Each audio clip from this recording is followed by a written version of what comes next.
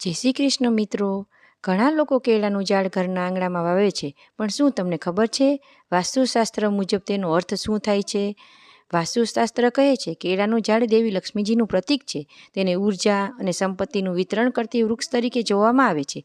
પણ બધા કેળાનું ઝાડ વાવવું શ્રેયકર નથી. શુભ દિશા: ઘરની ઉત્તર પૂર્વ દિશા એટલે કે ઈશાન કોણામાં કેળાનું ઝાડ વાવવું અત્યંત શુભ માનવામાં આવે છે.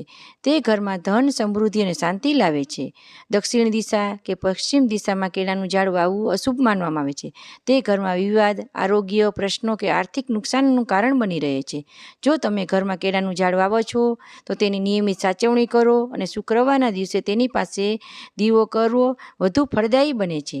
વાસ્તુશાસ્ત્ર મુજબ યોગ્ય દિશામાં અને નિયમોથી કેળાનું ઝાડ વાવવાથી ઘરમાં દેવી લક્ષ્મીજીની કૃપા ટકી રહે છે. આવો આ રીતે આપણી પૌરાણિક શાસ્ત્રો દ્વારા મળેલા જ્ઞાનનો લાભ લઈએ. આવો જાણીએ વધુ એવું જ આધારભૂત અને પાવરફુલ ધર્મ વિજ્ઞાન ચેનલ પ્રાર્થના સાથે જરૂરથી સબસ્ક્રાઈબ કરો અને